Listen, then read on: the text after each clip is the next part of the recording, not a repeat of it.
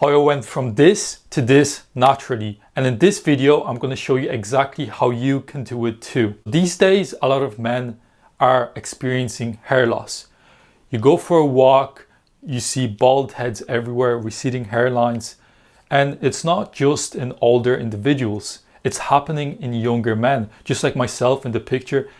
I was 19 years old and I was experiencing hair loss.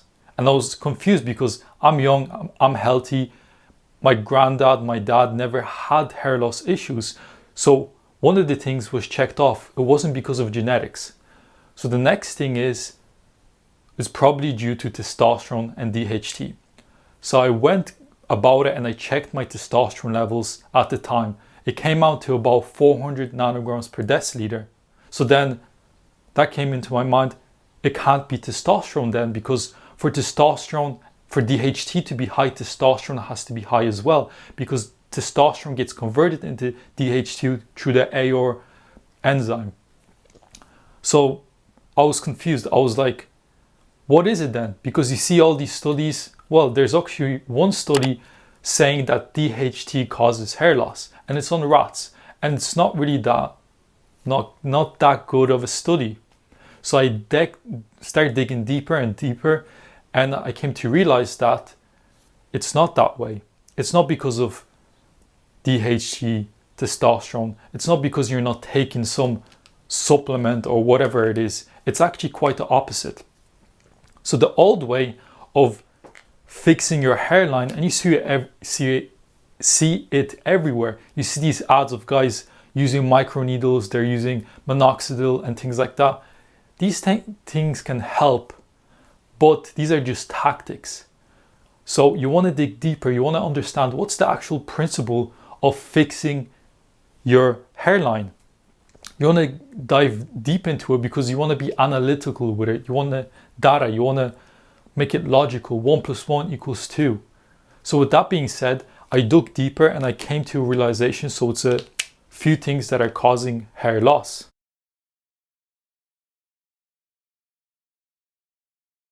Okay, just to summarize quickly, if you haven't seen any of my previous videos, I'm just going to summarize.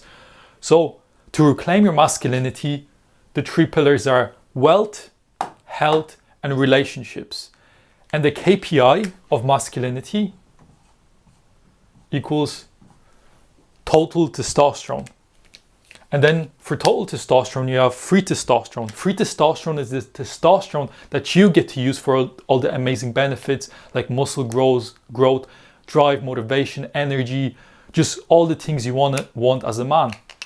So then when you dig deeper, it's obviously not these things that's causing your hair loss. It's something to do with health. If you're someone that does business, you run ads and whatever it is, some of you may understand this. There's a good book about it. Thinking in systems. So basically, as you can see, there was an outside view, but then when you dig deeper, there's going to be the same, but different. But it's going to be the same in the sense of, now we go with the triangle again. I like my triangles.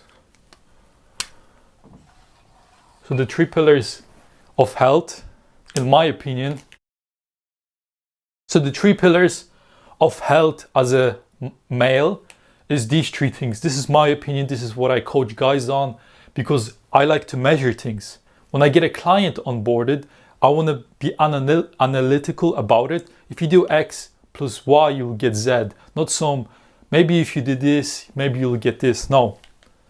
This is the 3 pillars, and you can track these things because what gets measured gets accomplished.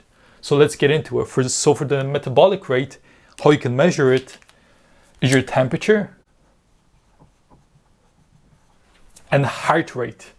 For your body fat, you can get a DEXA scan, you can do the calipers, you can do whatever. It doesn't really matter what you do as long as you're consistent with it. Because if you use one consistent, a control, whatever it is, even those scales, well, those scales are not really consistent because it's based on how hydrated you are. So a signal goes from one foot to the other. And the more hydrated you are, the better the impulse is going to be. So not really the scales. Use the Navy SEAL method online if you use a measuring tape. But DEXA scan can get pricey if you're doing it consistently, but not if you're an entrepreneur. That's why that's why one of the pillars of masculinity is wealth. When you have money, you can invest in yourself and life is just simpler. That being said, go with the Navy SEAL method or just do the calipers. So body fat, which is measurable, and then strength standards, which is measurable. When it comes to specifically hair loss, this one, to an extent, yes, it's important because muscle growth training boosts your testosterone levels, so definitely. But when it comes to specifically to this, strength standards, getting stronger and progressing in that area is going to yield more muscle growth, aesthetics, and things like that. Can't speak properly. And it's more of a long-term strategy to build muscle, androgen density, all that good stuff. So when it comes to hair loss, this one will definitely help, but this is more of a long-term strategy. Strength standards, I talk more about it. I made a video on, if you go to health and masculinity, I covered it on that in that specific video. Then you have body fat. So that's the first step. Most of the guys that are struggling with hair issues, they're usually fat. Just to be straight up. And what do I mean by fat? They're above 15% body fat. So more than 15. So the goal is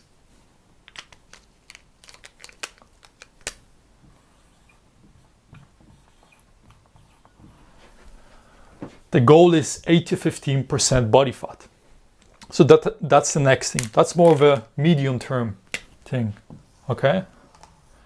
The biggest bang for your buck when it comes to hair loss and improving your hair loss is your metabolic rate. So let's say you have this setup, you're training 3 times a week, full body, whatever. You're in that 8 to 15% body fat state, which you should prioritize first. But this is not what's gonna improve this. Your hair loss specifically, this has to be in place, just like no fap. It's a normal thing to not fap. When you're fapping, that's not normal. So when you start fapping, it's not gonna take you to heaven, but it's gonna take you out of hell. So body fat, your body fat is between 8 to 15%. If you haven't done that, do it. And this is not going to fix the hair loss, because to accomplish this, if you're obese, you have to get on a caloric deficit. A caloric deficit, unfortunately, will lower your testosterone levels. It's going to mess with your metabolic rate. You're going to start burning all the chemicals, all the shit that you've been eating constantly, and you're going to be using that as energy. So you potentially might even feel worse for a while. But once you accomplish this and you're training 3 times a week, metabolic rate and this. So let's get into it. So MR for metabolic rate equals high testosterone. It just does. Let me explain why. Let me ask you a question. Who do you think feels better? A guy is, let's say, 200 pounds and he eats 2,000 calories to maintain his weight. Then you have another individual who weighs 200 pounds as well. Same height, 6 foot, both of them. But the other one is eating 4,000 calories to maintain his weight. Who do you think feels better? Obviously, the answer is the one that's eating 4,000 calories. So why is that? So calories are a unit of energy, heat specifically. So when you're eating more calories and you're maintaining your weight, what do you think your body's doing with those calories? Even though the other guy is eating 2,000 calories, but same height, all the stats are the same. Let's say they're twins. The other guy that's eating 4,000 calories to maintain his weight has a higher metabolic rate. His body is like a luxury. Let's say you have a business, you're making money, and you're just making ends meet. You're not gonna have enough, you can't buy luxuries, you can't enjoy yourself, you can't spend these things on luxuries. In this case, high energy, drive, motivation, sex drive, muscle growth, hair, nails. These are all a byproduct of a luxury. It's a luxury to have these things. Why do you think when you see an individual with good hairline, nice skin, good muscle tone, all these things looks well? Because it's a luxury. That happens when the individual is good, in a good state, metabolically, hormonally, all that good stuff. So to answer your question, why you're experiencing hair loss is because you're in a stress state. The last thing your body wants to do when you're in a stress state is grow hair, build muscle, all these, have energy, drive. Because I bet you, like, hair loss is just a symptom of low testosterone, low metabolic state. It's like birthmarks. It talks in the Bible, the earthquakes, famines, all these things are birth pangs of Jesus coming. Just like when a woman has a baby, she'll get whatever it's called, the baby kicking or whatever, and it's a sign of something. It's leading in something's about to happen. With your case, hair loss, low drive, energy, anxiety, stress, depression, all these things are a symptom of something worse that's happening, because your body usually tells you these things. That's why nature is so amazing. You can tell if something is wrong with you. So now you're probably thinking, how do I fix this? I know what I have to do. Alex, tell me what I have to do. I'm going to show you exactly what you need to do. So like we covered, you need to fix your metabolic rate. And I'm analytical. I like my data. I like to track things. I don't like doing random things like self-development, smoke in the air that you can't track. So the KPIs of your metabolic rate equals your heart rate and temperature.